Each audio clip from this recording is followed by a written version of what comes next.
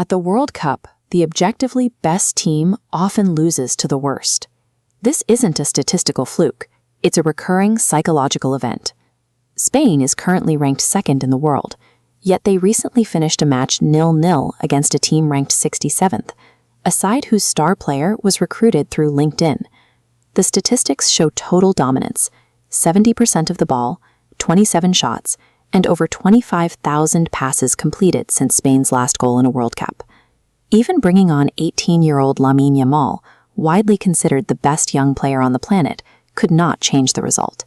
He was the best athlete on the pitch, but he couldn't score. Individual brilliance cannot break a wall without space, and Spain was playing against a team designed specifically to remove that space. This is the favorites trap. In 2022, Argentina arrived at the tournament ranked first in the world.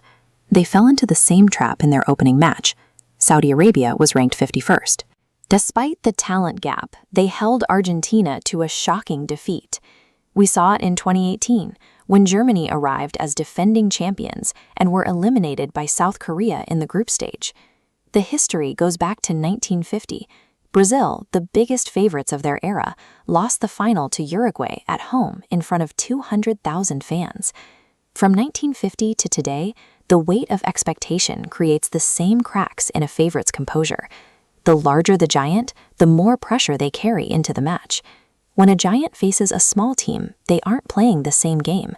The giant is trying to win, the underdog is trying not to lose. Winning is difficult. It requires creativity, risk-taking, and the active dismantling of a defense. Not losing is simpler. 10 players standing in the right place makes the goal disappear. You cannot dribble through a wall with no gaps. This density neutralizes skill. The underdog removes all space on the pitch, and without space, Spain cannot operate. World-class skill is neutralized when the physical geometry of the game prevents those players from using their speed or vision. The psychological pressure begins with the absolute expectation of an early, quick goal. Everyone expects the favorite to win, and the players feel that weight immediately. As the clock ticks and the score remains 0-0, tactical discipline begins to erode and panic takes over. This creates a cycle of frustration. The more the giant attacks and fails, the tighter the defense becomes, increasing their anger. Under this pressure, the favorite rushes decisions. They force passes and take shots that aren't there, abandoning their elite plan. In this scenario, the underdog does not need to launch an attack to win. They only need to wait while the favorite destroys its own internal logic.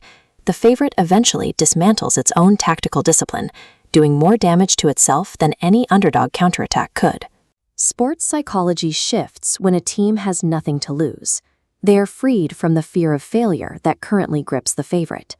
A player without fear will take risks a favorite would never consider. This boldness often leads to performances that defy their professional ranking.